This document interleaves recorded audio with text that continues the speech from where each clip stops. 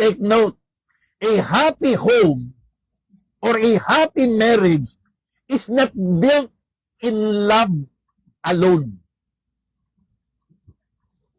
Walang relasyong mag-asawa na nabubuhay sa puro pagmamahalan.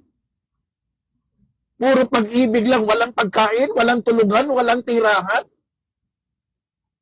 A happy marriage is not built on love alone, but on love wisely managed with provision. And he who does not provide to his family is preparing for their failure. Gaano man kabongga, kaganda ang kasalan ninyo. Gaano man kasikat ang mga ninong at ninang ninyo. Gaano man kalaki ang ginasto nyo sa kasalan. Kung wala ka ng basic principle of sustenance, walang trabaho, walang income, walang bahay, wala lahat, hindi ho tatagal ang relasyon nyo bilang mag-asawa. Tama o may tama?